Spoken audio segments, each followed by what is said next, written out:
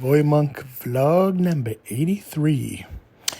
Yep, this week I've been talking a little bit about some of the things I've been looking at and some of the stuff that I enjoy while watching YouTube and some of the content.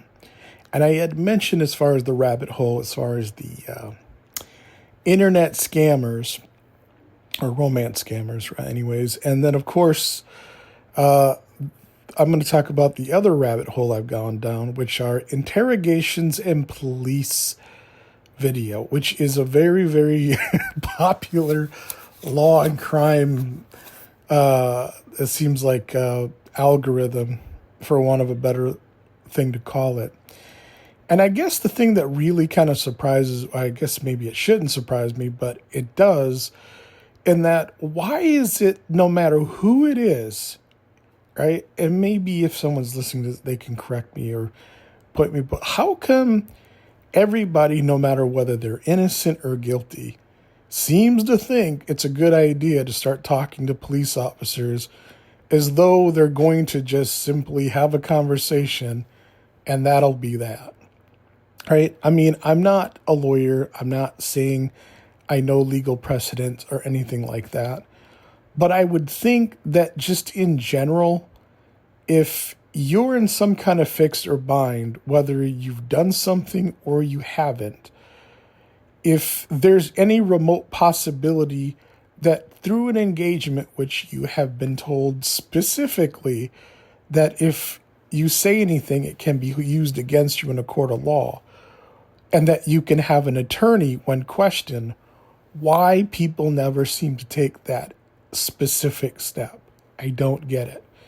I mean, honestly, yeah, you're probably just detained and not under arrest unless or until you say something for which you've confessed and they've now got something that they've clearly told you is now evidence and such.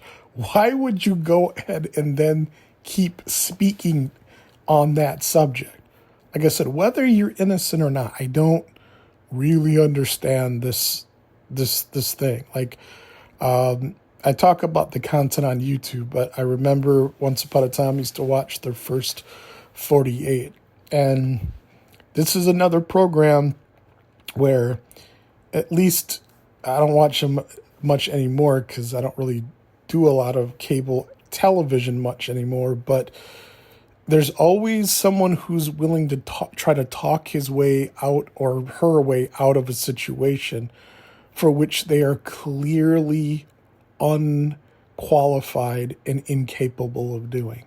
I don't really understand the motive or thinking, because keep in mind, I'm not one of these people that thinks, well, you know, if you don't talk to cops, you're not going to go to prison or whatever. I mean, you probably still are if the evidence against you is enough to where, you know, the jury or the judge can find a verdict and substantiate that through the course of a trial. But short of actually having that evidence, it's probably not the greatest idea to go ahead and then provide that for the very people whose job it is at the end of the day to, get a conviction and, proposedly solve a case. Now, I'm not saying good or bad. I'm not necessarily, being judgmental. I'm not saying whatever, but that's kind of the nature of what the process is.